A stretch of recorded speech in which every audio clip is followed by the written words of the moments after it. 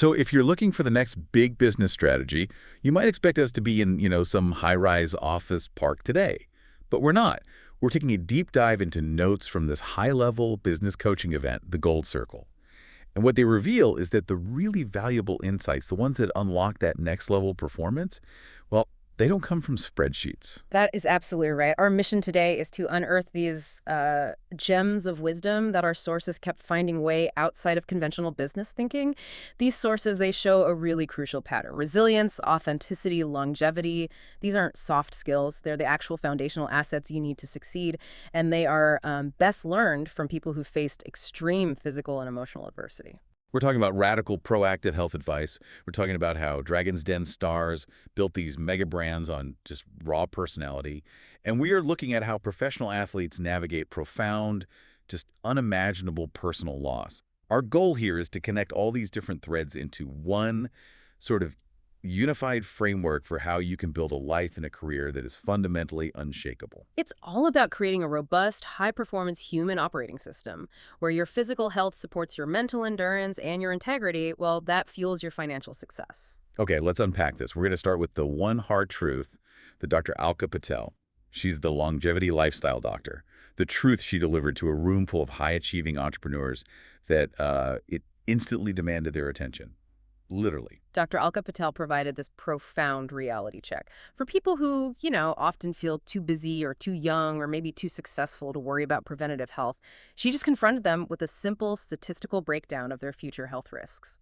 She laid out the harsh math. Half of the people in that room, and, potentially you, the listener, are statistically facing a 50% risk of cancer.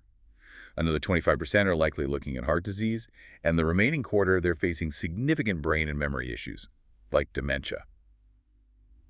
That's a 100% chance of a major health crisis for everyone in the room, without some kind of radical intervention. It's a stark message. It's designed to disrupt that reactive mindset we all have. Her philosophy comes from 30 years as a GP. It's that the system is set up to treat sickness, but your responsibility is to be proactive and strategic about your health years before issues ever manifest. And the target she gave us is just staggering, living a million-hour life. It's 114 healthy, vibrant years, fueled by longevity, impact, vitality, and energy. And she says this isn't science fiction, it's achievable through her million-hour method. Which breaks down to a focus on three things: data, devices, and decisions. When she talks about data, she means moving beyond just guessing. It means proactively getting advanced blood panels, understanding your genetics, and monitoring these critical longevity markers like inflammation and muscle mass. And devices, they aren't necessarily futuristic robots or anything. They're practical tools, like continuous glucose monitors or high-level wearables that give you real-time, actionable feedback. It's about using science to stop making health choices based on, outdated assumptions or just generic advice. But what really struck me about the sources was the simplest thing, the most practical physical exercise she demanded of this audience. She made a whole room full of C-suite executives stand up and sit down, repeatedly, for 60 seconds. Yeah. And she promised that this small, consistent effort, just a minute a day, could potentially add 30 years of health span. Which sounds like an overstatement, I know, but the analysis is sound. The ability to transition quickly from sitting to standing is a critical measure of muscle strength. And muscle strength is one of the single biggest determinants of longevity, of vitality. It just reinforces that core foundational truth. Every single daily physical decision, no matter how small it seems, it adds up. It protects the primary asset, your health, which is what you need to generate all the financial wealth and impact you're looking for. And on a really human level, the speaker actually felt seen.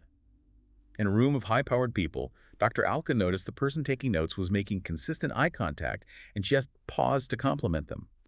It's a powerful reminder that presence and genuine connection are also essential elements of vitality, not just physical metrics. That's a great observation. Longevity is about connection, too.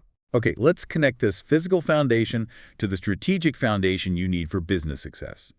Moving from those 60-second squats to entrepreneurial strategy. This is where it gets really interesting. Yeah, this section shifts to defining success and scaling effectively, but with an absolute emphasis on personal integrity and simplicity. So we had Sarah Willingham, the Dragon's Den star, talking about business scalability.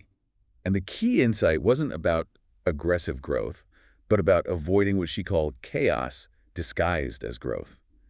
She stressed building strong, simple, and crucially replicable foundations. And if you're trying to scale, what does a replicable foundation even look like? Well, it means standardized operating procedures, documented systems for every core process, automated onboarding, crystal clear role definitions. Yeah. It ensures that when you expand, you are not just duplicating complexity. Exactly. And her advice was pointed. She said to focus obsessively on the 1 or 2 things you are truly great at, not the 10 things you're just good at. Delegate the good, industrialize the great. That relentless clarity of focus is so essential, but then how do you scale a business that's built on an individual's charisma? And that's where the lesson from Levi Roots comes in. Levi Roots' story. I mean, transforming a home-cooked jerk sauce into this global brand, it hinged entirely on what he calls raw authenticity. His pitch on Dragon's Den, it wasn't a spreadsheet. It was him playing a guitar, embodying his story, and just celebrating his genuine self. His authenticity wasn't some soft marketing trick. It was his strategic differentiator. In a world full of homogenized brands, his personal, vibrant narrative made the product memorable, human.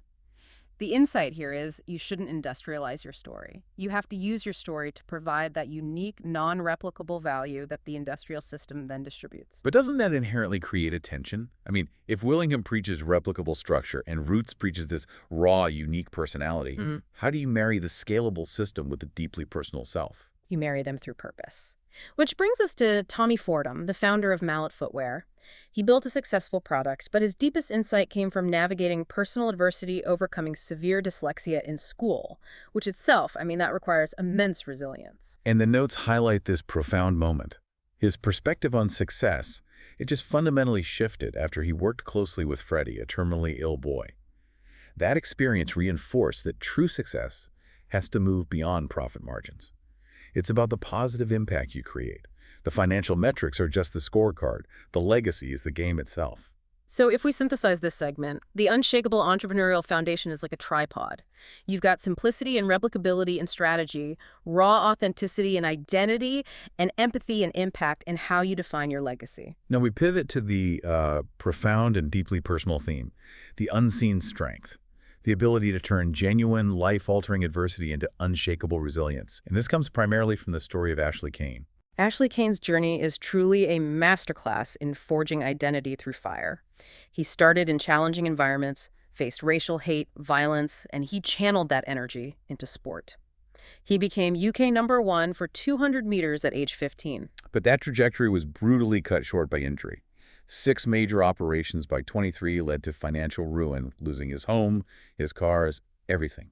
He was just sitting on the sofa, feeling completely lost.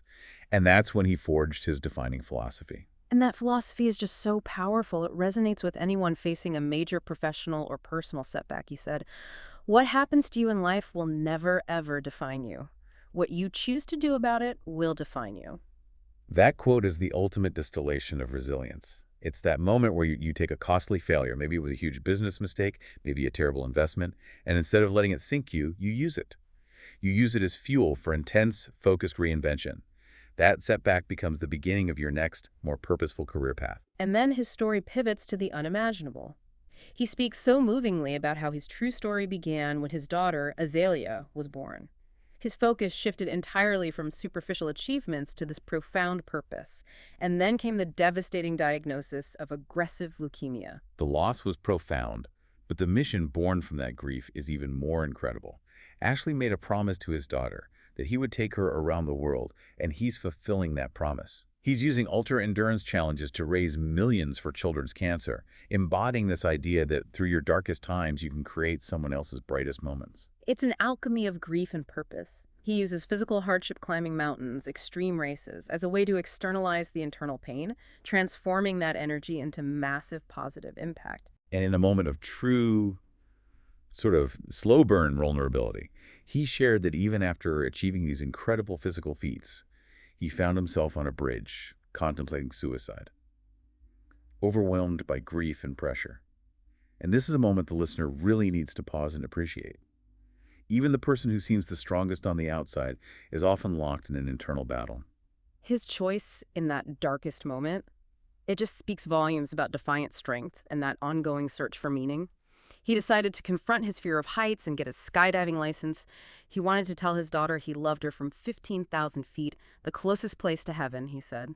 It just underscores that resilience isn't a final state. It's a series of courageous, deliberate choices that you have to make every single day. And this theme of vulnerability connecting people, it was powerfully echoed by Tulisa. Her masterclass in resilience and reinvention, it highlighted that being open about struggles, especially with mental health, is essential for healing. And it fosters this deep connection that helps break down stigmas. That willingness to be seen, even in your weakness, is what allows other people to connect and find their own strength. Okay, let's shift to the outward application of this strength. Specifically, Ashlie Cain's philosophy on communication and drive, which provides some powerful strategic advice for anyone who's protecting a mission. He offered this really uncompromising stance on toxic people who try to slow down one's mission or, their charity work. He was incredibly clear. He said, if you are passionate about what you do and someone who's trying to slow that process down, sorry, they don't get no time in your life. It's not just a statement of boundaries, it's an absolute protection of your purpose. When your mission is built on something that profound and meaningful, you have the right, maybe even the duty, to safeguard the integrity of your focus. What's fascinating, though, is how this uncompromising clarity exists right alongside this incredible capacity for unbiased communication, which he demonstrated during his documentary work. He talked about interviewing a dangerous man in a favela, where typical confrontational investigative questions would have been deadly. So instead, he avoided the external details and went straight to the heart of the person. He asked this profound, non-judgmental question. When you look in the mirror, who do you think see? That's the genius of true listening.